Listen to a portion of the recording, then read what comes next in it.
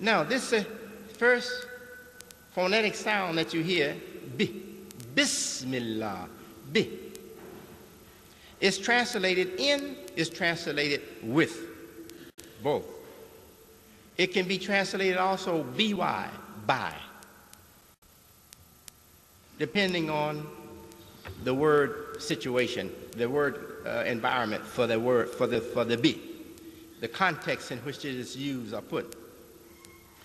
Now let's look at another expression from Quran for this bi.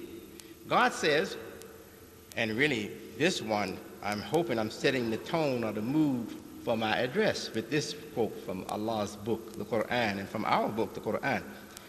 لا يغير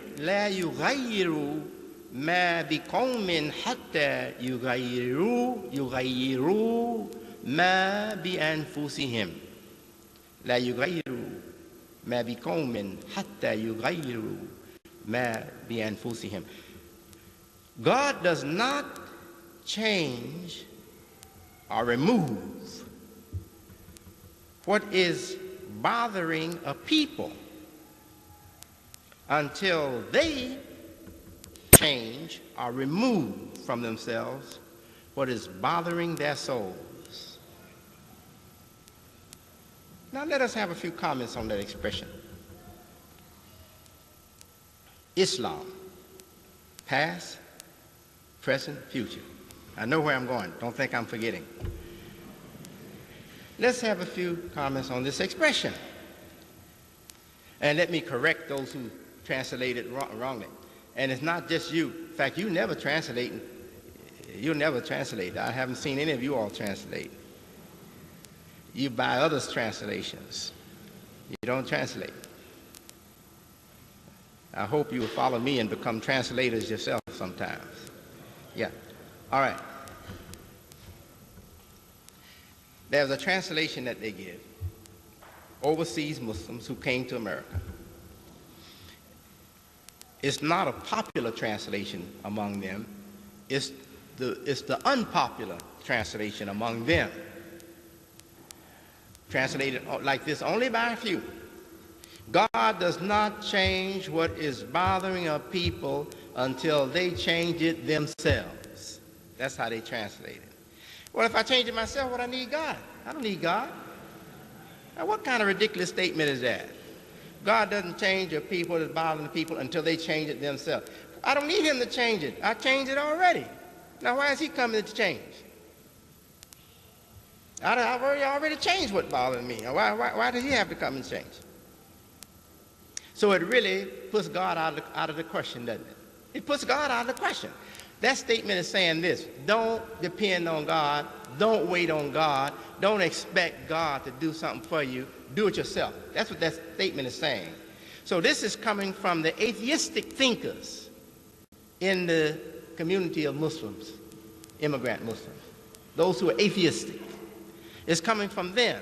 They say, oh, don't wait on God, don't trust God, take your matters into your own hand.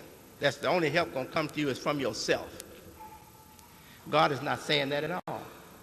And every natural human person in this audience today, and those that this speech will reach, or this address will reach, over the national broadcast or through the publications, they know what I'm going to give.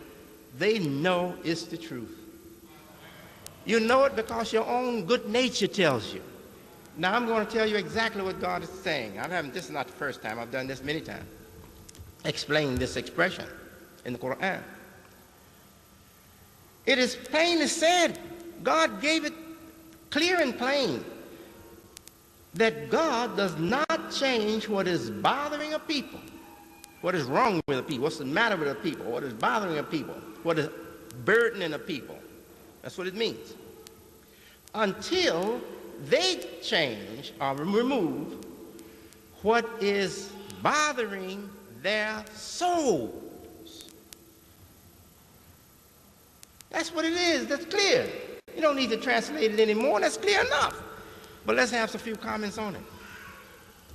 When you are not in the proper condition, when you are not yourself in the right condition, to get God's help, it's because something is wrong in you. God will help us if we are all right, if we are right.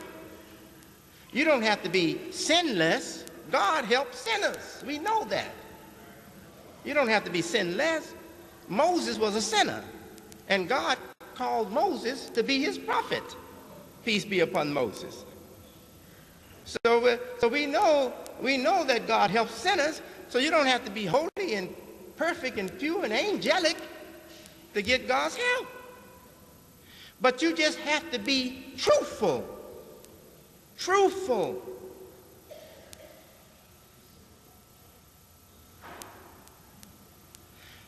Your soul tells you that you ain't right yourself, that you need to shape up, that you need to work on your own self. Your soul is telling you that. And sometimes you'll be so good in your own soul, that you won't really feel that I have to do something about it. I'm a pretty good fellow. I'm the best fella in this town. You know, you won't be bragging, but say, hey, my morals and nature, and tongue is straight, clean as anybody in this town. So you feel good about yourself. But you got sinners and liars and thieves all around you, and you are not helping them get out of that condition. So still, you have the burden on your soul.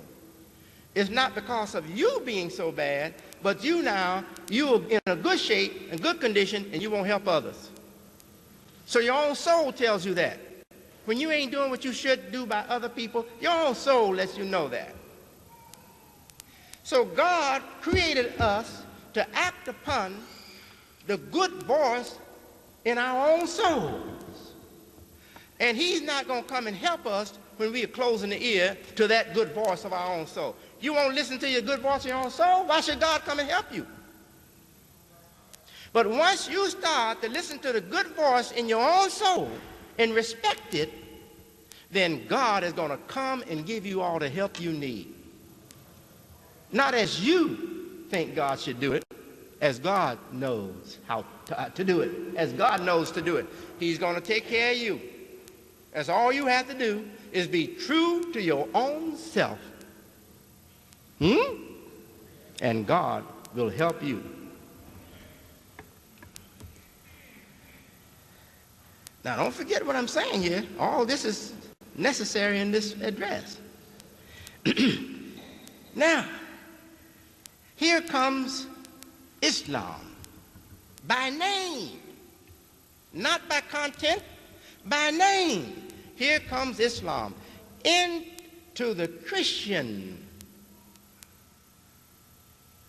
neighborhoods of the most deprived citizens of America, the poor in many ways, poor culturally and poor in the pocket, poor pockets, poor minds,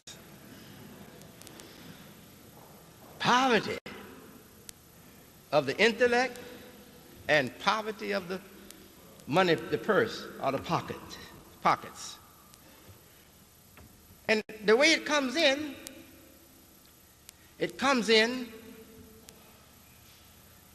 as a mystery, or at least as something that mystifies.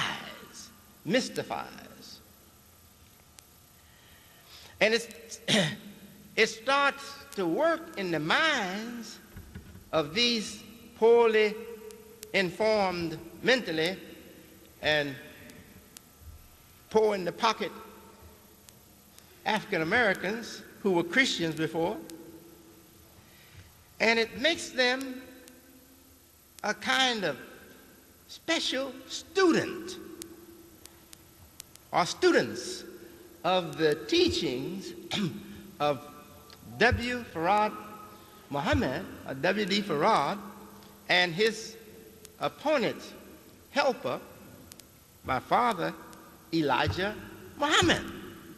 who was given the name Muhammad from his teacher, who was not from America, Farad. His name was Elijah Poole, born in Sandersville, Georgia, from this state, Georgia. So we have one time period for Islam among us.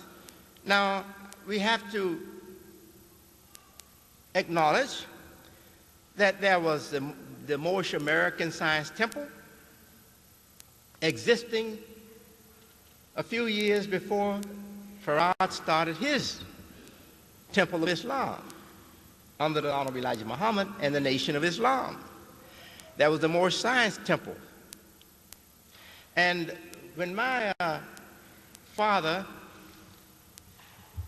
first taught or lectured, preached or taught or lectured, gave lessons to the Fruit of Islam, called FOI by us, the FOI, Fruit of Islam, the military unit for men in the Nation of Islam. My father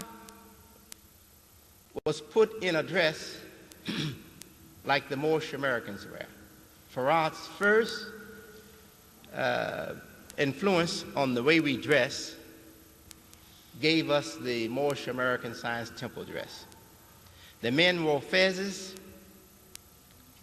wine color fezzes with black tassel. Now, I've told you all about this, but I'm fortunate today to have a gentleman in the audience wearing one. So I want you all to turn around and look at this gentleman. Would you please stand for me, brother? You see this headgear, the headpiece? That's exactly, we still got the portrait, we still got the group picture of the Honorable Elijah Muhammad, the captain in those days, the supreme captain, and the fruit. We still got the picture, and that's how they were dressed, just like that. Thank you very much. Appreciate that. Now, all right. During the time period beginning with 1931, although we're told officially in the documents of the Nation of Islam that Mr. Farad came July the 4th, 1930, that's when he came to our community to do his work. I think that that's more symbolic than it is factual. But we know that in 1931, he was preaching in Detroit in the most deprived areas of the black community or the African American community.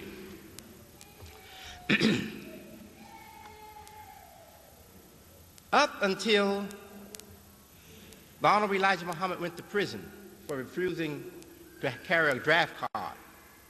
Not only did he refuse to be inducted, he refused to carry a draft card. And many of his men with him followed him. They were beyond induction age. If they had just gotten a card, they could have spared themselves. They wouldn't have had to go to jail if they just had accepted a card, because they were too old to be inducted into the Army. But they took his position and they went to jail. They gave my father 5 years and sent him to Milan, Michigan, federal institution there, to do his time. And many followed him. My oldest brother was one of them. He was young enough, he was just in the right age to be inducted. But he didn't accept the card either, and they were put in jail. This is the past. We're talking on the past now. This is the past. In the prison, in the jail, my father didn't stop preaching. He preached in the jail like he preached outside, and actually made converts in the jail. One of the converts he made, his name was Andrew, Brother Andrew. Brother Andrew was a young man. He was in jail for some crime. He converted to the Nation of Islam while he was in jail. He came out before my father was released, and my father had trained him to be a minister. He started ministering in Chicago. he became our minister, Brother Andrew. And a very good one he was. So this is kind of giving you a picture of the beginning. What distinguished the men, or I have to say the congregation, the following, from the present was that they were mostly thinking about and interested in the lessons or the teachings of Mr. Farad. That's what they were interested in. To become a member, you had to write a letter. And your letter had to say, "Dear Savior." And you completed it letting the Honorable Elijah Muhammad know. You're writing it not to the Honorable Elijah Muhammad, though. You're writing it to W.D. Farad. "Dear Savior," and you're saying that you want to accept your own. And if that letter was written nice and clear, you would be accepted.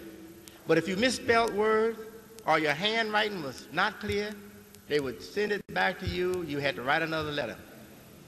Now, you didn't have to know anything about the teachings to get your letter approved. You only had to be able to write a clear letter with the words spelled correctly, punctuated, the sentence punctuated correctly, and not sloppy. So what was the price you had to pay to get in, to become a member? You had to write clearly, correctly, neatly, and be clean. You send a dirty letter, it's going to come back to you. Yeah, you got some dirt on it, it's coming back to you. They'll send it back to you. Say, "Do it again." They wouldn't accept it until it was correct, neat, clean. All right? So shouldn't that tell us what the emphasis was on? I don't care what you learned after you got in. Shouldn't that tell you what they wanted most of all? To have you respect knowledge, try to learn to read and write correctly, be neat and clean. So that was the emphasis. That was the most important thing for you. And you were the most, I would say, uneducated of your people, of our people. All right? And the poorest in material resources. The poorest. All right. Now, after you came in, it was very wisely done. Very wisely done. Now, here you coming in. Right away, they know what kind of people they got.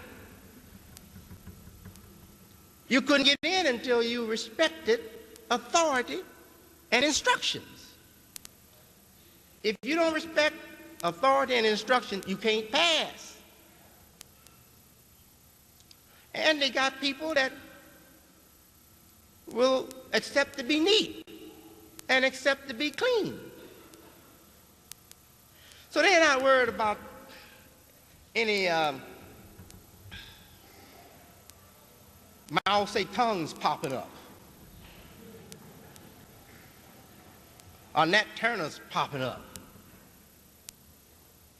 These are not people who are going to start any revolution in our midst, or revolt, or trouble. These are people that have proven that they will accept our authority and obey. So you're guaranteed a following that you can manage. Because they don't even let them in until they show that they respect your authority and do what you say. All right? Now, don't think you're the only ones that wrote letters.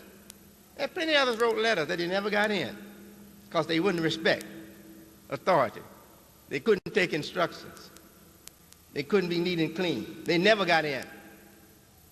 No way. Not back then. Now it changed. Somebody may be giving you a letter, but I don't know about it. It's a secret. We don't give out letters anymore. And you couldn't write your own letter. They gave you the letter and told you to write this letter. You couldn't compose it yourself. You got the letter from headquarters. And you had to make a letter exactly like that letter.